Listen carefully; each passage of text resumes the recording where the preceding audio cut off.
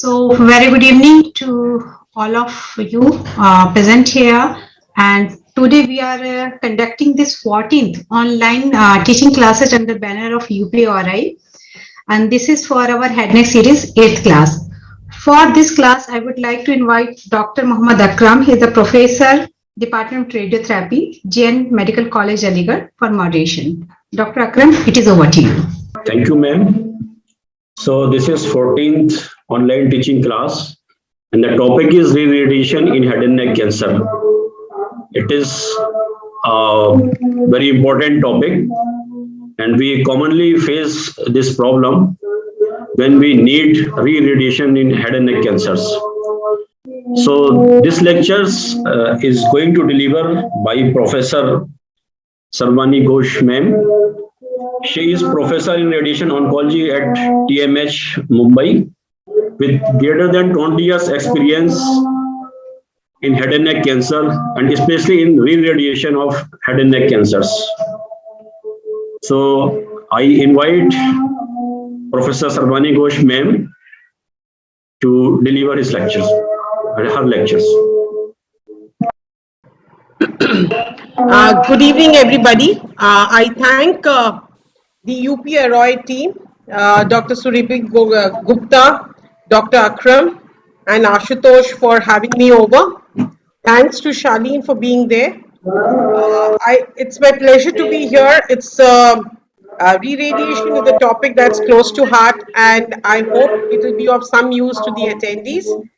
I would prefer to complete my lecture and then ask questions because that would make it more useful, as well as it would also maintain the continuity of the lecture. So I'm Dr. Sarbani Ghosh Laskar. I'm a radiation oncologist at the Tata Memorial Hospital in Mumbai, and I deal primarily with head and neck cancers only. So now going ahead with the topic. So first and foremost, we need to understand, do we need to discuss retreatment at all? What we've learned from years of experience in the treatment of head and neck cancers, despite the various progress that has been made in various aspects of the treatment of this cancer, the cumulative estimated 5-year incidence of locoregional relapse is almost to the tune of 29 to 31% in high-risk patients. And this I'm talking of is data from the Bernier-Cooper trial, which actually looked at adjuvant therapy after complete surgery. The other unique problem with head and neck cancers is the issue of second primary neoplasms, which is almost about 5% per year, the incidence being anywhere between 16 to 30%.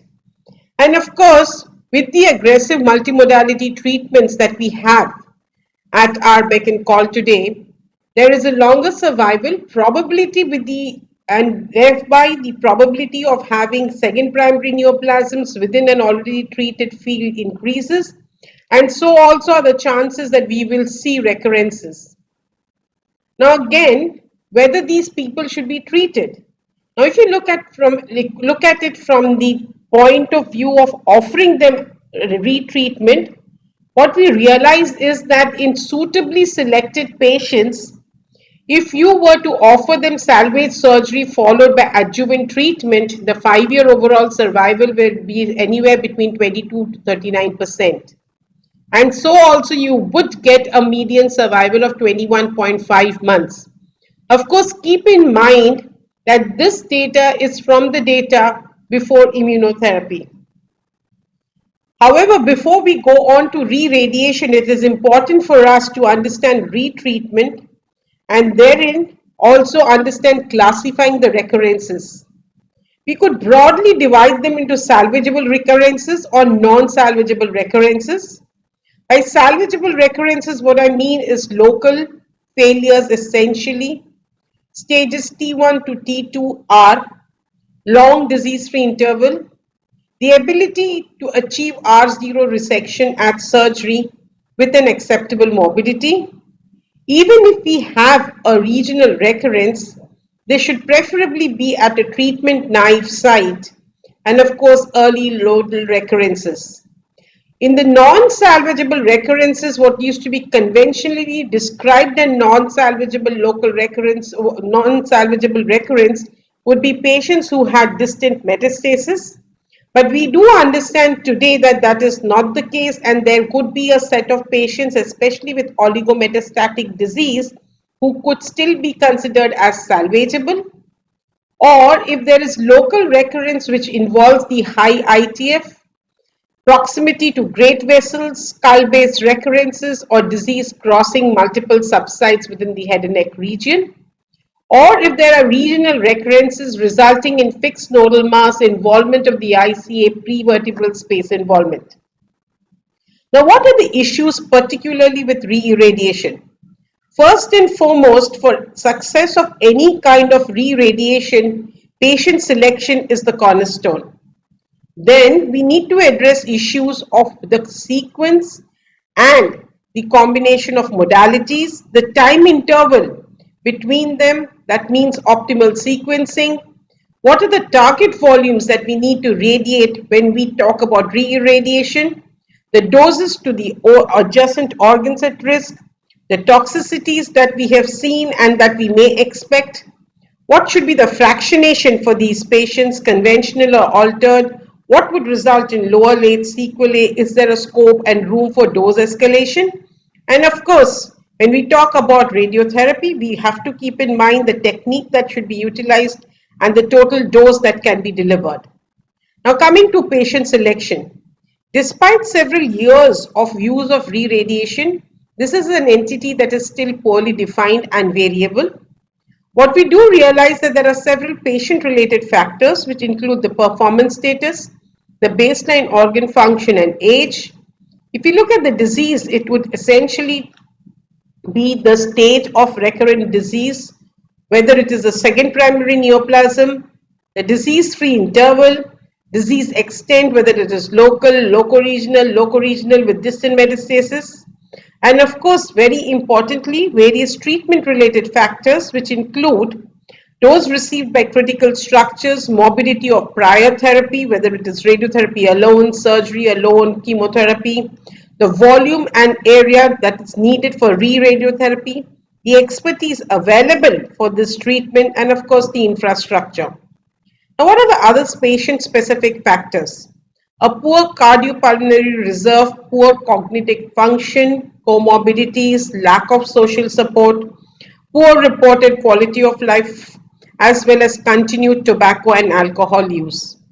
This brings us to the Acr Appropriateness Criteria, and since I'm speaking to trainees, I would request all of you to refer to McDonald's publication in 2011 in the IGR of BP. This talks about what needs to be definitely done when we are considering re-radiotherapy in patients with head and neck cancer. First and foremost, careful restaging imaging, detailed history and assessment of life expectancy, access to the prior radiotherapy details, and most importantly, evaluation of comorbidities, the performance status of the patient, speech and swallowing function, sequelae of prior therapy. Of course, we need to know what is the disease-free interval. So if you have a long disease-free interval, the local control will be higher. It will be possible to treat with more aggressive modalities. Also, if we can deliver higher doses of radiotherapy. Addition of chemotherapy has to be estimated for each and every individual, and this has to be weighed against the disadvantages or the side effects or the sequelae with chemotherapy. Multidisciplinary approach with a skilled oncology team is very important, and of course it goes without saying that advanced radiation therapy techniques have to be used. Now, coming to patient selection, things that we need to know. A lot of this I have already alluded to, but what we need to keep in mind is adequate restaging should have been undertaken. By that, what I mean is that we definitely need to know what is the exact stage of this patient. Of course, if a patient presents to you in poor general condition, poor performance status, and upfront you don't think that this patient is really going to be a candidate for adjuvant therapy or for aggressive multimodal therapy, you may not want to do extensive re-investigation to establish the stage of this patient. But yes, when the patient has come to you after a long disease-free interval, is in good performance status, and you think that he or she is going to be a candidate for aggressive multimodal therapy, you may want to restage the patient appropriately. A multidisciplinary approach is very important. All attempts should be made to ascertain the prior radiotherapy details. Essentially, we need to know the interval from the first treatment to the present. What are the doses that have been delivered, the number of fractions, the overall treatment time. Calculate where possible the BED and the EQD tube of the fractionation regime that has been used. The sequelae of prior treatment, in particular of the radiotherapy, volume and dose details of the OARs at first radiotherapy, technique of radiotherapy that had been utilized the first time round, and of course various patient-related factors like the age, the presence of comorbidity, life expectancy of the patient. Now, stage of the recurrence. Stage 1 and 2 recurrent cancers usually may, with appropriate selection of treatment and candidate, enjoy a recurrence-free survival of almost up to 70% in certain series. You could also ensure that these patients enjoy a good quality of life after appropriate therapy with acceptable complication rates. With stage 3 recurrent cancers, the recurrence-free survival falls, complication rates increase, and of course the quality of life would also be poorer. However, when you come to stage 4 recurrent cancers, the recurrence-free survival is lower than 25%. Most patients would develop recurrences very soon, even after aggressive multimodality treatment, with very high rates of complication and exceedingly poor quality of life results. Now, why is the disease-free interval important? The disease-free interval is important for various parameters. It is a surrogate indicator that this may be a biologically better disease and the patient may have a higher rate of survival. Also, if you look at data, what you do realize is that patients who have a DFI of more than 10 months have better survival, and salvage is also better possible after longer disease-free intervals. Now, the site of recurrence is another important parameter to keep in mind. If you have localized disease in the oral cavity, the oropharynx, you may be able to salvage better because these may be amenable to R0 surgeries and resections. Laryngeal recurrences, by virtue of their innate anatomy, may do better. And of course, hypopharyngeal cancers have the poorest outcomes. I will mostly not be talking about nasopharyngeal cancers through this, but I will be happy to answer questions afterwards.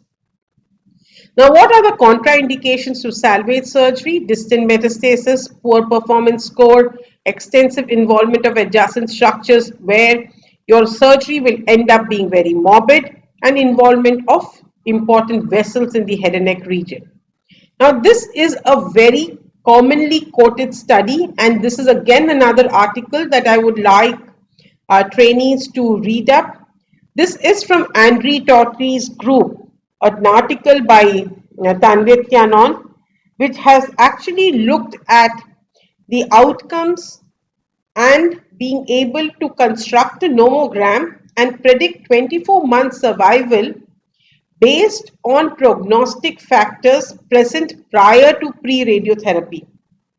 So what they did in this study was that they looked at 103 patients who had various parameters prior to re-radiotherapy, and a nomogram was constructed to be able to predict death within 24 months after re-radiation. So work were the prognostic factors: comorbid disease, organ dysfunction, disease-free interval, isolated neck recurrences, tumor bulk, and of course the time interval. What they realized from this is that when they gave points according to whether a comorbidity was present and or absent, organ function was present or absent, or they were isolated node recurrence, the size of the tumor, the time interval, and based on the total points, it was possible to predict which patient would do better. And this actually reflected in progression-free survival and overall survival into having 4 distinct groups, having both comorbidity and organ dysfunction, no comorbidity with organ dysfunction, or comorbidity with no organ dysfunction, and no comorbidity or no organ dysfunction, and that is the blue line. And you can see that in all parameters, this is the group that does the best. There are various other studies that have looked at these parameters, and most common parameter across studies is of course tumor volume, gastric tube feeding dependence, which is again a reflection of organ dysfunction, the disease-free interval, the performance status, and the previous dose of radiotherapy. In this study by Alan Chen, what you understand is that it was possible based on these parameters to actually divide these patients into low risk, intermediate risk, and high risk groups.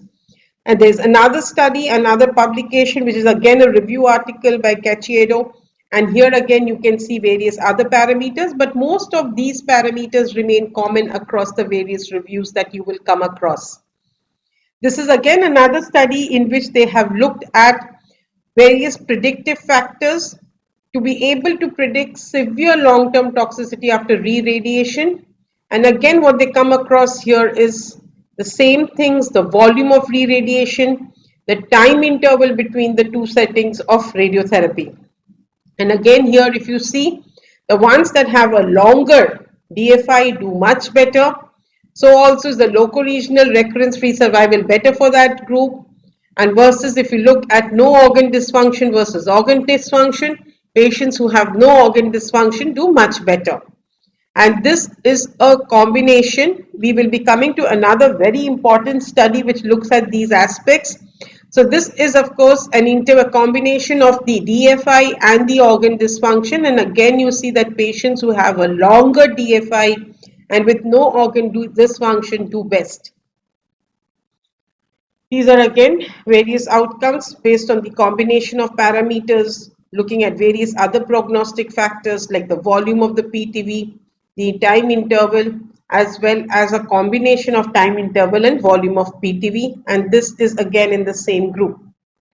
So based on this, actually there is an article from Korea which looks at the various parameters associated with outcomes, and again you see most commonly it is the comorbidity score, the end stage, adjuvant radiation versus no adjuvant radiation, adjuvant CRT versus no adjuvant therapy, the T stage, the tobacco history of the patient, and the disease-free interval. Now, even if you look at the stage, you will realize that patients with early stage disease, as I've already told you about, do much better than patients who at recurrence have a higher stage disease. And also when suitably selected, surgery followed by radiation therapy or surgery with an R0 resection results in the best and most complete response durations. Now, whether you do surgery or radiotherapy, how do you choose? Of course, based on the parameters that I've already talked about. Now, the cure rate for patients undergoing surgical salvage is much higher, and especially this is important in patients who have a lower DFI, wherein whatever treatment you give essentially results in palliation. However, where the late relapses are seen, and with the ability to do an R0 resection, you see that the outcomes are best with surgery. Now, do you need adjuvant therapy after complete surgery? The best results we've seen over various retrospective series come from combined modality management. Definitely, when you use multimodality management, as we know from definitive setting, the toxicity, the quality of life, all these parameters become worse. But at the same time, that is with a gain associated with it. What about in re-radiotherapy? Now, this is the only randomized trial which has looked at post-operative re-radiation with chemotherapy after salvage surgery. Now, why is this trial important? It is important because this is the only trial in this space Not only that, it actually gives us the criteria of patients who would do well with adjuvant RT plus minus CT, but essentially adjuvant RT with CT in re-radiotherapy, and where we should not do surgery alone. So the inclusion criteria in this study were primary tumor with a thickness of more than 1 centimeter. Mind you, in those days we didn't have the concept of depth of invasion.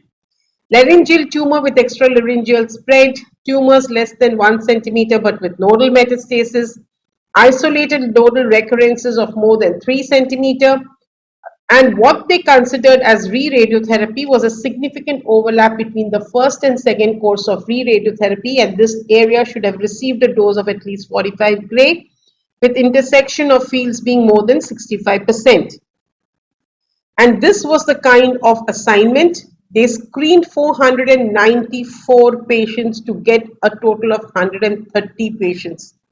And what they found at the end of the trial was that there was a definite significant difference in locoregional control between patients who received adjuvant chemoradiation after surgery versus no adjuvant therapy.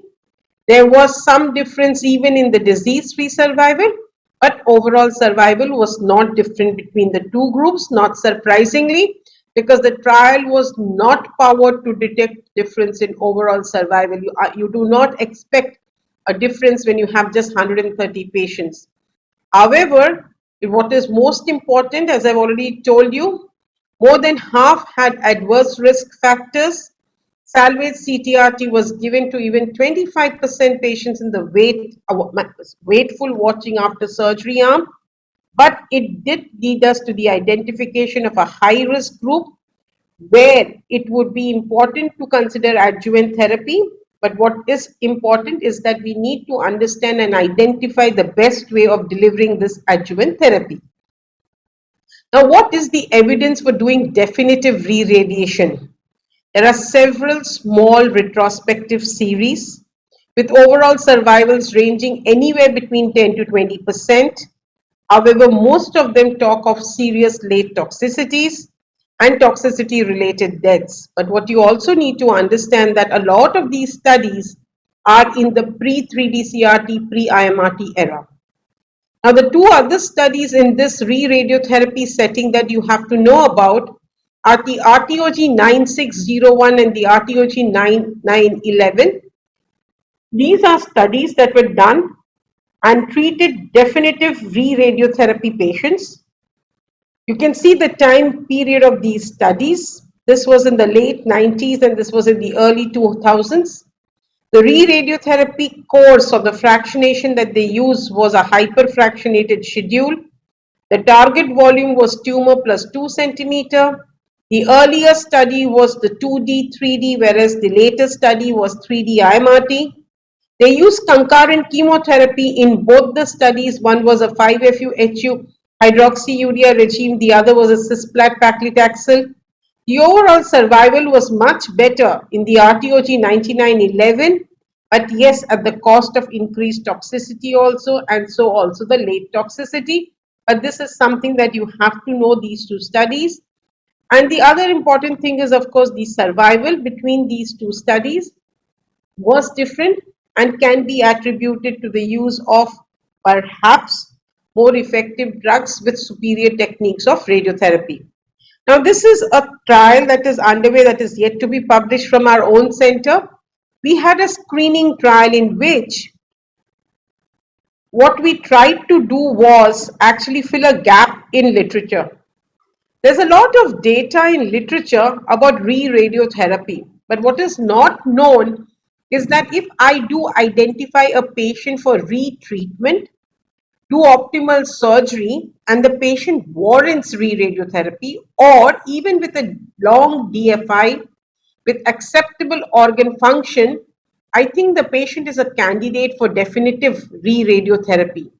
What proportion of these patients would be suitable for re-radiotherapy?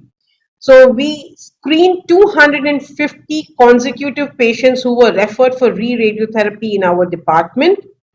Re-radiotherapy was received by 168 patients. Of these 168 patients, 9 patients could not complete therapy, 159 patients completed therapy. No re-radiotherapy was considered for about 82 patients, which is almost about 1/4 of the population. Many of the patients were advised re-radiotherapy but did not take it, and 73 patients were not even considered for re-radiotherapy.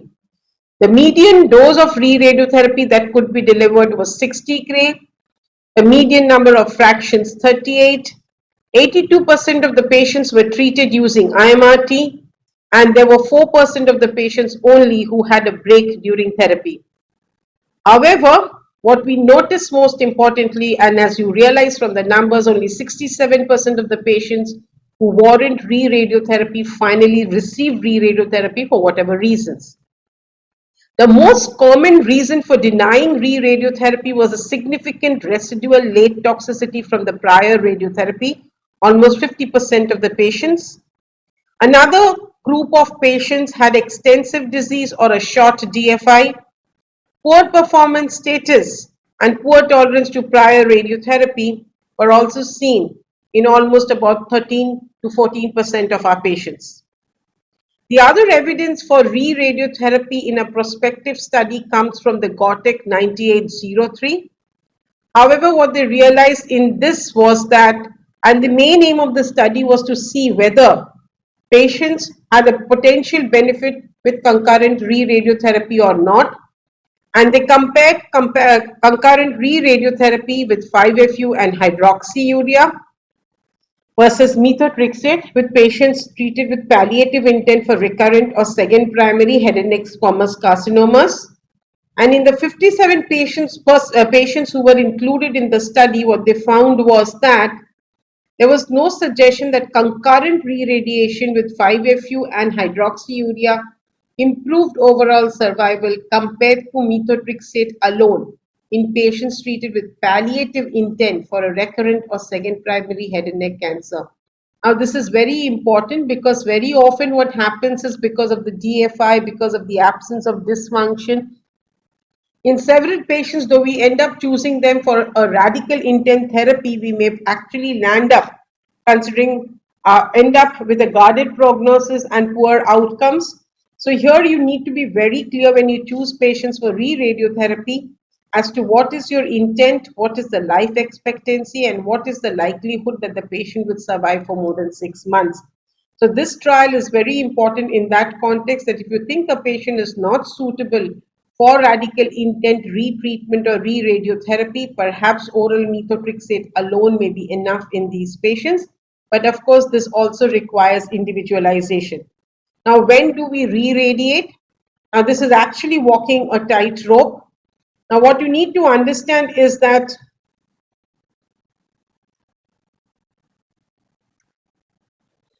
the various principles of re-radiation, I've kind of covered them, but I would repeat them again.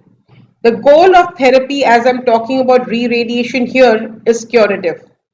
Patients should have an adequate life expectancy. It is generally not considered before 1 year of the last course of radiotherapy, radical course I'm talking about.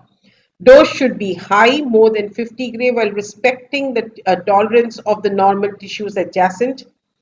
Elective nodal irradiation is not recommended, and various patient-related factors like the extent of organ dysfunction, residual toxicity are important.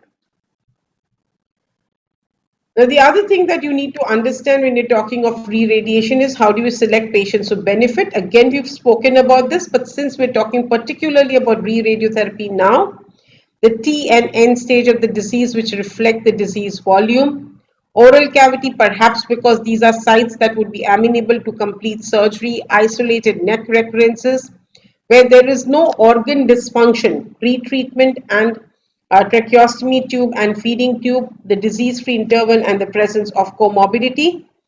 Other prognostic factors that have been identified across studies are the type of re-radiotherapy techniques, the use of concurrent chemotherapy, and the ability to be able to deliver doses more than 50 gray. So I think most of you in the audience would have heard about the MIRI group, which is a multi-institutional radiation re-radiotherapy collaborative.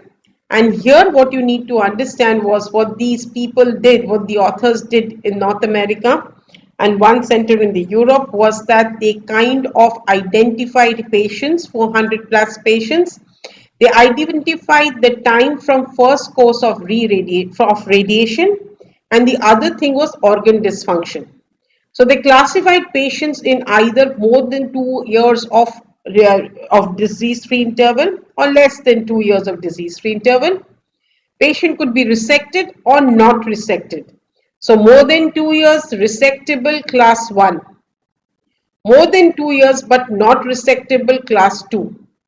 Less than 2 years with organ dysfunction, yes, it was class 3. With no organ dysfunction but less than 2 years, it would be class 2.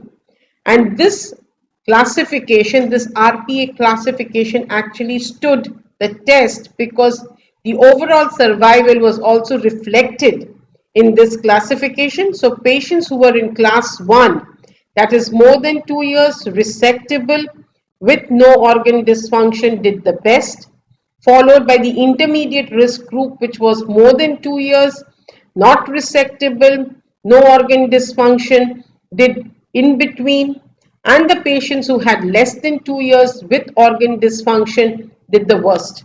So this helped them arrive at 3 different categories of patients. So late reduce, the other thing that you need to understand is that the problems with re-radiotherapy essentially are the fact that late radiation induced morbidity increases with CTRT and will increase with larger volumes irradiated. Just a minute, please. Elective nodal radiation is questionable in view of the late sequelae, primary in-field recurrences, and of course the uncertainty with second primary tumors. Also, elective radiation of any form is not usually undertaken while re-radiating simply because of the unpredictable patterns of recurrence with altered lymphatic pathways. And of course, the influence of re-radiotherapy and volumes would actually be not only on disease control but also on the morbidity. Now, what should be the typical target volumes when we are re-radiating?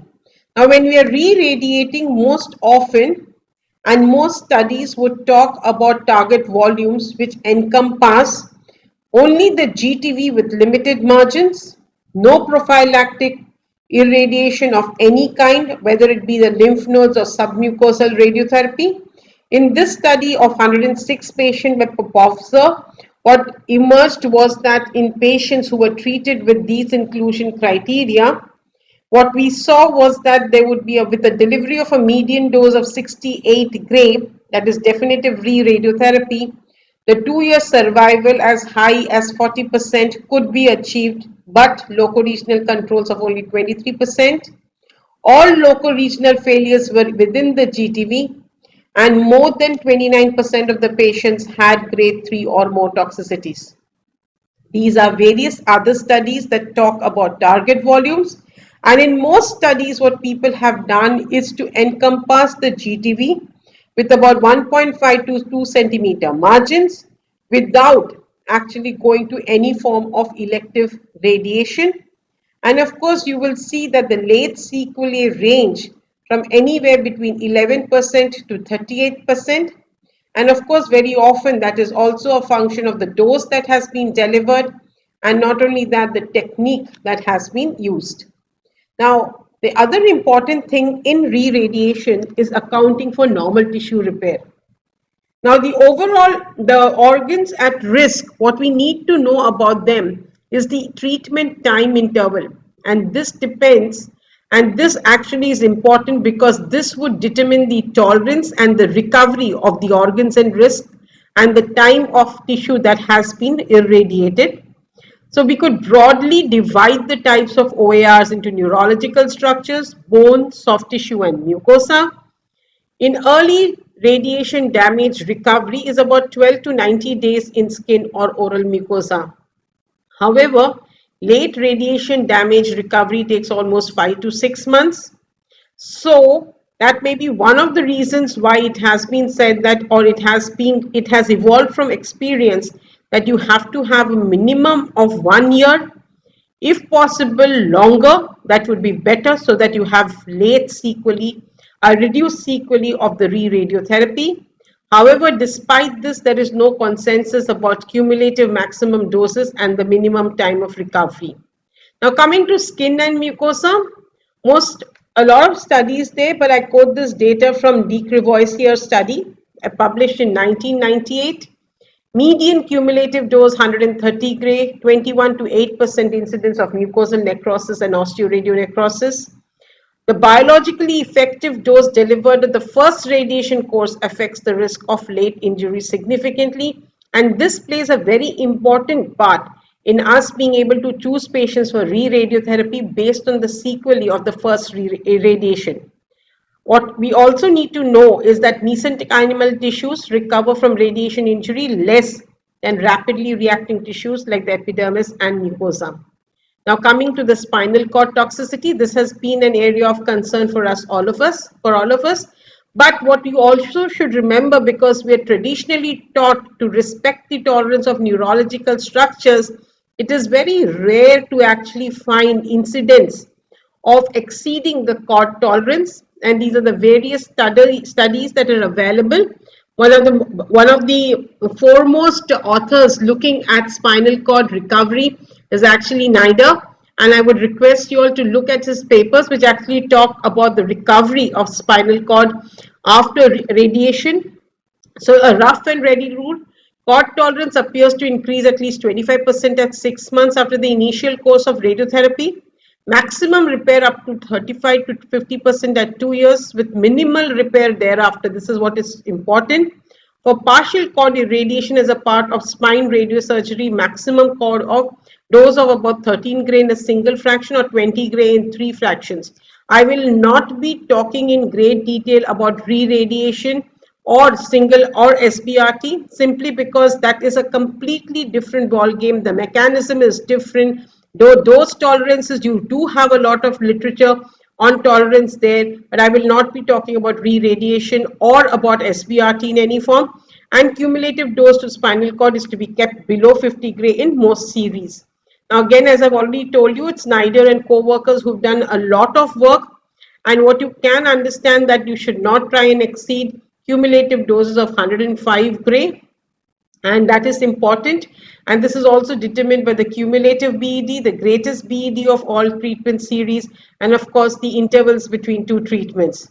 This is again a review article by Kirkpatrick, and you could go through it to understand what is the probability of myelopathy with a dose per fraction of 2 gray, with a dose an EQD 2, and you could see what is the incidence of the myelopathy in these patients. Now, what about spinal cord recovery? This is again something that I've already spoken about, and I've told you about the various parameters that determine recovery of the spinal cord. But by 2 years, whatever recovery had to happen is usually done, and it's about to the tolerance of about 50 gray. But of course, it is also determined by the technique, the dose per fraction, and the total dose that has been delivered. Now, these are various other structures, neurological structures, and the evidence for re-radiotherapy in these with these structures, and the dose tolerance of these structures. Now, another important and fatal toxicity of re-radiotherapy is the carotid blowout syndrome. With conventional radiotherapy schedules, it was seen to a tune of about 2.6%. It could start anywhere after 7.5 months, and 75% of them are actually fatal. There is equivocal evidence to suggest that perhaps salvage surgery prior radiotherapy may or may not impact this, but it is seen mostly with hypofractionated and stereotactic schedules, which has led us to altering stereotactic schedules when we are considering them for re-radiotherapy, and the incidence is much higher with hypofractionated schedules. Now, this is an important study by Yamazaki, which has actually looked at the ability, or rather the propensity for having carotid blowout syndrome based on the presence of an ulcer, lymph node area irradiated, the volume of the PTV, and whether the carotid invasion was present or not, and then the risk of having a carotid blowout. and they have divided these patients into 4 groups based on the absence or presence of these various features that I talked about. Now, other complications and toxicities of re-radiotherapy, these are the various ones that I've talked to you about. And of course, we have to remember that it is not only the complications, but also the impact on quality of life. And these are various other studies that have looked at the various early as well as late sequelae. Now, other toxicities, dysphagia, trismus, soft tissue necrosis, osteoradionecrosis, temporal bone necrosis, lobe necrosis, commonly encountered with re-radiation in nasopharynx. Now, I had alluded to this article earlier also by Kechi Ishito, and here actually he talks about the various dose constraints and recommendations. Now, what about the dose and fractionation that you should consider when you're doing re-radiotherapy? They're frequently decided on purely empirical basis. But what you need to understand is that most studies suggest a dose of anywhere between 50 to 60 gray or higher, depending on the setting in which you're using re-radiotherapy. And of course, if you could deliver higher doses, this dose would determine better ability to control disease. And patients receiving lower doses would have poorer outcomes. It does not seem, though there was this age-long teaching that hyperfractionation would perhaps result in better controls as well as lower morbidity, this does not seem to be the case today. These are various studies that have looked at various fractionation schedules for re-radiotherapy. And what emanates from this is that split course, continuous, once daily or hyperfractionation. Of this, perhaps conventional and hyperfractionation schedules have the best outcomes, but there doesn't seem to be definite advantage of one over the other. Now, what about the re-radiotherapy doses? Again, I've already spoken to you about this. Try to deliver doses of above 50 gray in the adjuvant setting and above 60 gray whenever possible in the definitive setting. What about the techniques? Again, you need to understand that early recurrences, amenable to brachytherapy, no treatment like that, not even with your SBRT. So if you can do brachytherapy in suitably selected patients, that would be the best thing to do. But in the absence of the ability to, or if patients are not suitable for brachytherapy, you should do multimodality image fusion wherever possible and use superior techniques of radiotherapy delivery as well as image guidance whenever possible. Now, coming to the technique of radiotherapy, conformal radiotherapy techniques definitely. Again, image guidance, as I've told you, they result in better control rates with acceptable toxicity. And of course, this would also be determined the infrastructure available and the expertise of the treating team. This is again another study that is quoted very often, but you have studies, many more studies now. And this is a study which first told us that it was IMRT in the Re-RT setting that resulted in superior controls than non-IMRT techniques, and also if you use surgery versus no surgery. Now, and this were the complications if you manage to use it the way it should be. And again, you should see that almost 23% of the patients had acute grade 3 toxicity and 11% had severe grade 3-4 complications grade 3-4 complications. Now, again, these are studies with the various schedules of IMRT. Now, what do you do when you have re-radiotherapy and you have an option to use either conventional IMRT or use SBRT? Again, from the MIRI group, this paper was headed by Vargo. They again looked at patients who had received a dose of more than 40 gray. They again divided the patient into the 3 RPA classes as per the MIRI classification. 414 patients studied, 197 treated with SBRT, the rest with IMRT. The 2-year overall survival rate for the IMRT group was 35.4% and 16.3% for the SBRT group. Within the SBRT patients, there was no significant difference in overall survival or locoregional failure-free survival for patients between IMRT and SBRT group. However, when you looked at the class 2 groups, IMRT may have resulted in better overall survival. And what emerged from the study further was that if we could deliver 35 gray to very small volume tumors, it was possible to have better outcomes. And they concluded that re-radiation both with SBRT and IMRT appear relatively safe with favorable toxicity outcomes. The outcomes vary by RPA. So whatever you do, it is the RPA class, that is the biology, which determines the outcomes. not so much the technique. And these are the outcomes if you look at them by the various techniques, SPRT versus IMRT. So if you see in for most of the outcomes, it is the IMRT group that is doing better than the SBRT, but it may be comparable in small volume tumors and small T stage tumors. But remember, at the end of the day, you have to deal with the grade 3 toxicity. SBRT was favorable for small, localized, unresectable tumors with a DTV volume of less than 25 cc and where we are able to deliver a dose of 35 gray in 5 fraction, that is a 7 gray per fraction dose. But at the end of the day, 81.6% of patients experienced either progression, death, or severe late toxicity within 2 years. Dysphagia and need for prolonged tube feeding, and 30% of the patients with late toxicity had multiple events. These are the things that I've already spoken about in great detail, and I will not be talking about it. These are the late toxicities. The excess burden of toxicity is something that you have to be aware of. When we're talking about re-radiotherapy and the burden of toxicity, we're comparing it to giving radiotherapy in the same sitting upfront, not in the retreatment setting.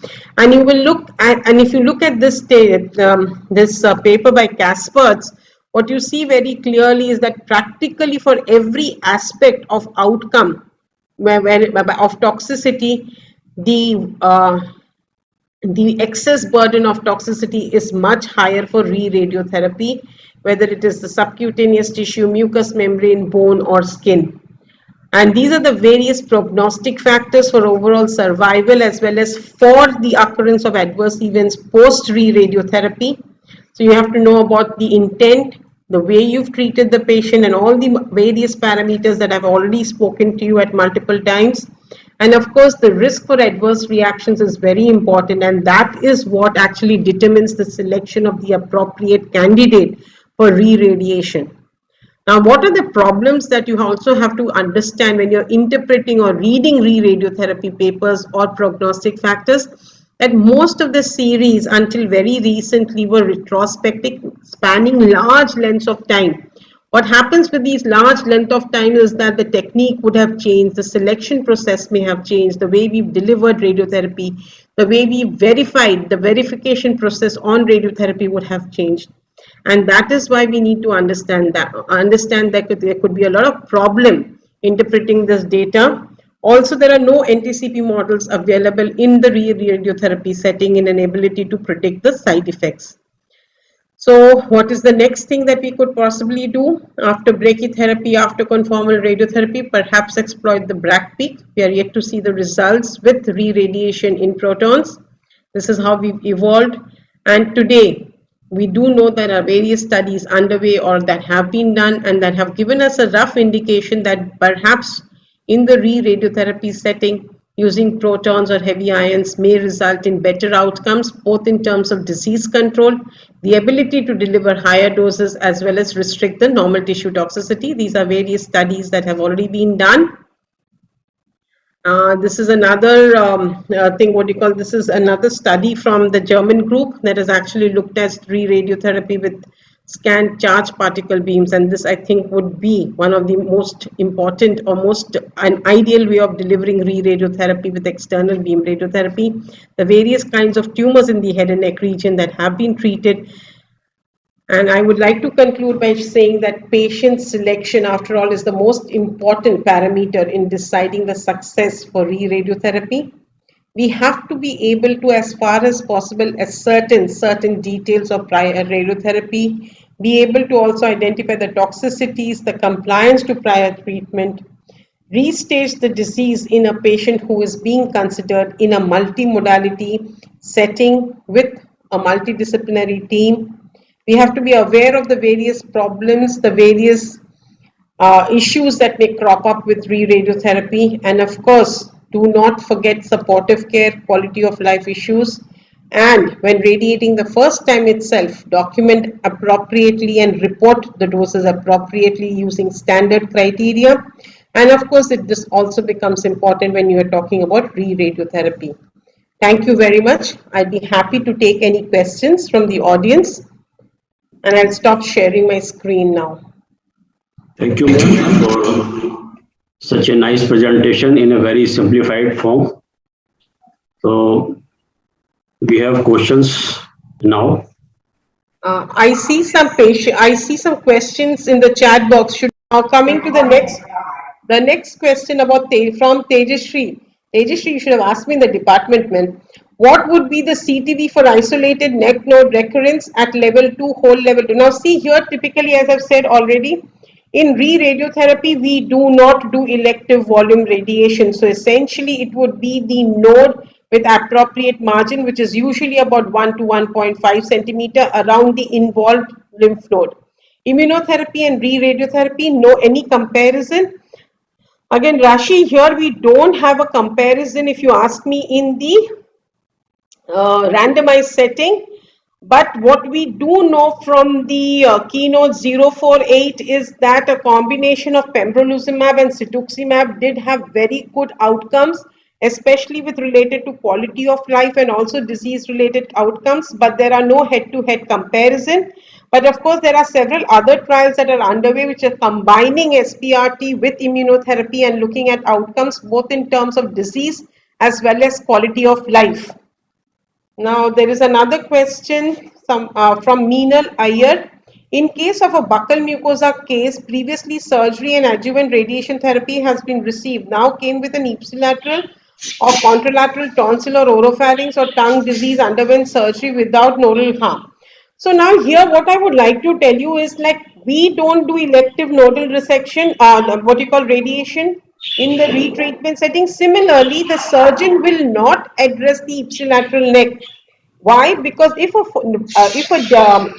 a proper neck dissection has been done the first time, there is no added advantage, and there is evidence in literature to say that the nodal yield is very poor because you have addressed the you've done a proper nodal dissection. What you will now find is only fibrosis as well as fibrosed lymphatics. What they often do is sometimes because you do not know what would be the pattern of lymph node failure, they sometimes tend to do an opposite neck dissection, or if there is evidence to say that the opposite neck is involved from whatever imaging has been done. But yes, this is usually what happens, that when you have a recurrence or a second primary tumor on the ipsilateral side as the previously treated area, surgeons may not and really should not do an ipsilateral neck dissection. They sometimes do a contralateral depending upon the stage of the recurrence. Can radioprotected drugs be used during re-radiotherapy? I think there are some small publications way back, but not now. I guess it stands to logic. You may use it, but I don't really know. I don't have any first-hand experience with them. Thank you, Vandana. Rashi, in any circumstance would you like to use? Yes, I would like to increase the dose beyond 60 gray, especially when I'm doing definitive re-radiotherapy. You know, sometimes when you have oropharyngeal tumors that are not amenable to resection, but you've got a good long DFI, patients are otherwise in good performance status. In those patients, I do often use a dose of 66 gray. But of course, all the time, respecting the tolerance and the doses that I'm delivering to the adjacent tissues.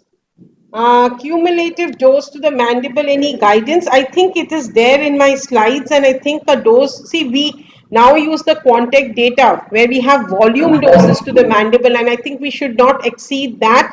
And the other thing is that about ORN, especially what you need to remember is that if you have a patient who has already had osteoradionecrosis after the first radiotherapy, you would be wary of doing re-radiotherapy on the same side in such a patient because the chances of osteoradionecrosis are much, much higher the second time round.